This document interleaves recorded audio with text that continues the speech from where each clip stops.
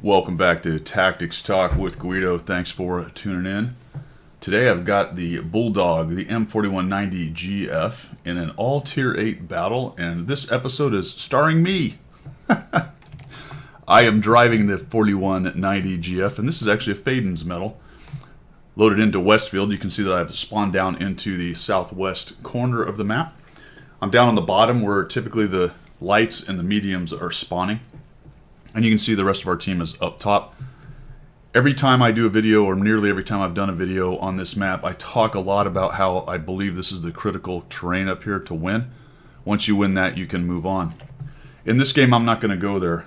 And there's a couple reasons for that. First, let's just talk about why I go up top. In general, when I talk about winning a game in World of Tanks, I go with the percentages. And I try to find the highest percentage place for me to go.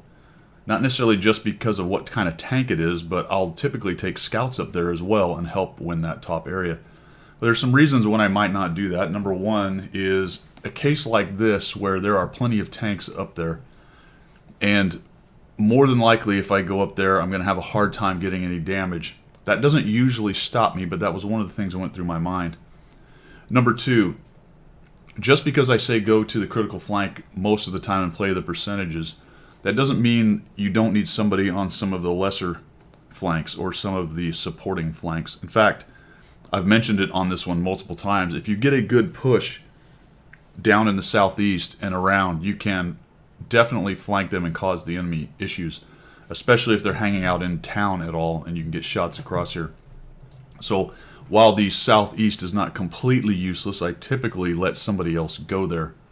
Number three, sometimes you just want to do something different, right? This is a internet pixel tank game, and while most of my replay analysis are pretty serious about, hey, here's how I think you should win, I don't believe every piece of advice is exactly correct, and hopefully my mind is open enough that I can change my mind and come to different conclusions if the evidence supports. And sometimes in an internet pixel tank game, you just want to have some fun and go do something different. And there is nothing wrong with that at all. If you are going to go to a supporting side and go against the percentages a little bit as far as where you need to be to help win, you might as well do it right. So let's see what happens here. I have this WZ-132 moving along with me. I got a 69 supporting me. A JT 8.8 is going to the middle, which initially irritated me, but watch how well this guy does. He does a really nice job, because what he's doing is he's going to go hug the side of this mountain, and he is going to be the fire brigade blasting away at people up here, and then later on becomes very important. We have quite a fight going on up there. Here comes this dude, and I shoot my first shot right into my buddy. That's just terrible gunnery. This was actually streamed live, and what I said at that point was I knew I was going to do that, and I did it anyway like a complete idiot. I saw him. It wasn't even a case if I didn't see him. I thought I could sneak it by. Just bad timing and a stupid move on my part. So BCLS, sorry brother. There is nothing else there other than my fault. So we end up knocking these two guys out, and that's part of what you need to do. If you're going to go up here, you need to clear out the scouts that are up here so that you can start moving around and supporting. And this is the kind of support we're talking about. Getting guys lit. I talked about it at the beginning. Dudes who want to get into the bottom of that town right there can really get torn up. So we're going to take a look. The 69 is just trolling around in the middle, and that's starting to make me feel like there's really nothing on the zero line. So I'm going to head over there and see what I can do. Come around here looking for somebody on the zero line, but guess what? He's a little low, so he's not being seen by that guy, and more importantly, that guy. So the Ferdinand and the T-64 both schwack me and take off a bunch of hit points, and that's a great illustration of why this flank to me is just not really a great idea. Those two have that approach locked down. There just simply isn't much I'm going to be able to do as far as pushing those guys. If I dive down into the valley, then I'm trapped down there and they have shots down on me all day. So all I can really do is start picking and poking at them from these bushes, and this is exactly why this position isn't great, because now we're just bogged down, and you can see that up in the top left corner in the northwest, things are starting to go a little bit south for our team there. We are ahead in tanks. We have won this corner, but the question is, all right, what are we going to do with this corner now that we've won it? Well, we've got to get rid of this guy. We got rid of the super. Now this guy's a problem. I'm going to switch over to heat. Try to blap through that flat plate armor on the Ferdinand. It's going to give me a much better chance with the heat to do that. He's sort of hold down right there, making it hard, but I'm able to get through a couple times. Now the Blackdog has a decent amount of ammo. It's not a crazy amount, it's a pretty good amount. In fact, what I probably need to do is get rid of a couple HE shells, although the HE on this is kind of silly and can be fun at times. Especially against scouts early, if you're doing some counter scout stuff, the HE can really whack them. So there we go, the Ferdinand is hanging out there, put a shot into him. This is a dangerous spot, and I'm glad I didn't get spotted there, because if anybody's up in their town, I can be hit pretty easily. There is a bit of a ridge right there on my left, but it is pretty exposed, and now I'm really feeling exposed right here. Alright guys, turning around, we'll zoom in, we'll take care of him, and guess what happened up in the north? We lost. Now hindsight's 20/20, obviously. Probably had I been up there, I don't think my 1700 I'd done, let's just say I managed 1700 up there. I don't think that would have turned the tide of battle up there. So had I gone with my percentages theory of going to the most important place, in this case, more than likely, I'd be gone. So, I'm willing to admit, sometimes when you go to a flank, it's a better idea. Or to the less important, let's put it that way, flank. Now this being a Fadin's medal, and me down to 223 hit points, I didn't know it was going to be a Fadin's, obviously, at the beginning. I am now playing about as careful as I can be. I am just not interested in getting up there in their face with my scout. There's too many guns on the enemy team. I have too few hit points, and they are able to just kind of drive down and take me out. So we'll pop some shots into this guy. I don't need the heat on him. I wish I had switched, because I am probably going to need it later, based on the armor of the tanks that are still around. Alright, somebody has gone to cap, and what I'm really worried about is 2 or 3 somebody's going to cap. So I am going to flex back. There's no reason to push their cap. It's not like we're going to be able to get on it and cap them out without them just driving down and killing us. Would have been really nice if the WZ could have got out there, but I think he's trapped, and I really can't help him right now. Plus, I've got this issue to deal with over here. You can see the 8.8 is moving back across the middle. And we find the KV-4. I back up to where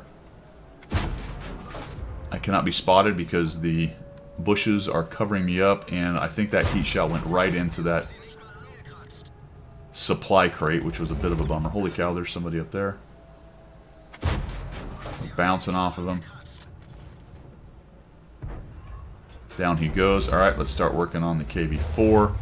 And he is right at the range at which I'll be spotted. Once I get my camo net up and going, he's not really going to see me. He's about to be outside of my ability to spot him. There he goes. So I need to kind of move forward, see if I can find him. Oh, there's somebody else. A little bit early on the shot. I knew he was going behind that building. Unfortunately, missed him. That one goes into the building. Just not really getting a lot of great RNG, but these are long-range shots, and I'm not quite waiting till they zoom all the way in. So a couple rush shots, a couple misses, and the 8.8 moving up to see if he can get some spotting on these guys. Oh, there's that guy. I ignore him because these are the dadgummit. Critical, no damage. Back over to him. Should have stayed on these guys. I would have had a shot on one or both of these dudes here. That's another crit, no damage. It's terrible. So I had lots of time to worry about the dumb KV-4. These are the dudes we need to get rid of. Artillery can sit there and reset him as I'm spotting him, so I'm not really worried about that. I should have stayed up shooting the guys in the town, and I'd have taken a few more hit points off those guys. Kind of wasted shots right there. I'm going to have a really hard time. I just need to keep them lit and let artillery do its thing. The low is now pushed into the WZ, so that's going to cause us issues, because that flank is now open. Once that WZ goes down, which he does die, there he goes. KV-4 still trolling around. There's the FCM. Holy cow, alright, let's get this FCM out. He's down to 70 hit points. There we go. Be able to kill him, right? Shot, dead. Nope, into the ground. Not spotted. Alright, I'll get him on this one, right? Surely I'll get him right. Nope. Not enough lead fire. He's still driving around. We'll kill him now. Nope. Right over the top of him. The good news here is another miss with a bad shot, not lead fire. The good news is that's going to help me get the Fadins because none of those hit him. I need to get rid of shells, right? I'm down to 12 now. Come on, artillery. Keep working on this guy. 8.8 is coming back. Another bounce. I'm going to have a hard time getting through the front of this thing. Really what I need to be trying to get to is that turret on top, and I'm doing a bad job of aiming for it. He's starting to get a little closer. It's possible I'm going to get spotted here if I'm not careful. I went to HE, trying to just shave a little bit off of him, and every one of them bounced. Small caliber HE against thick armor like that is often going to do nothing. You might get lucky with a critical or something. Looks like I got some tracks in there on those.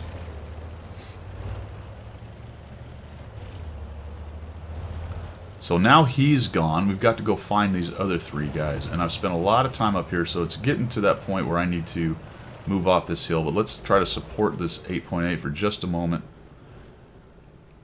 And then I need to get on my horse and start doing my scouting thing instead of being a sniper. But lo and behold, see what I did right there? There's the low. Little chunk off the Scorpion G. Thinking I'm going to get him, and he gets behind something. Dadgummit. Alright, so the low is still there. Scorpion dies from the 69. And we're waiting for the 8.8. Here's a question. What is going on with that prototype? He was spotted over by their spawn, and he has not been seen. He's the one I keep worrying about, that he's going to show up here any moment. Down goes the Scorpion. That was a huge kill. But he's going to show up here any moment and start schwacking us. Low just doesn't have the view range to get me. Oop, there we go. Now I'm up high. Another shot into his side. I got 3 shells left. Oh, okay. Well, I didn't take it because I was not positioned well. Alright. Now it's time. Let's go find this prototype. We'll speed it up a little bit. And kind of non-standard for me. Not super aggressive. Kind of sitting back. I traded a lot of my hit points for no good reason. When I made a bad assessment that there was going to be nothing on the K line as I went across there. Or sorry, the 0 line, not the K line. Which then kind of forced me into a very passive kind of gameplay. Not my style. Although there's an argument to be made that it has kept me alive to this point. We're at 2,933 damage. There he is. And now I'm looking at him like, alright, is his turret moving? Nope. I think that dude's AFK. And yes, he is. Into his turret. Oh, darn it. And I was cursing when I did that. Wasn't really thinking about it. Then I looked at him and went, oh, I got 1 shell. Alright, bounce. Bounce 8.8. You can do it. Just thank you, 8.8. Well done. And Fadin's medal. 3,259 damage. 2,187 spotting for the Fadin's medal in the Blackdog M4190 GF. Going to the supporting side, the side that I typically don't go to. But like I said, sometimes you just want to do something a little different. Sometimes you need to expand your horizons and maybe just check out a spot that you haven't been to for a while and see if the meta has shifted enough that it matters. And there you have it, guys. I hope you enjoyed that. That was a fun game. I did stream that, so I did enjoy that game while it was happening. Alright, y'all. Hope you learned something. Hope you liked what you saw. If you did, make sure you subscribe. And as always, this is Guido. We will see ya.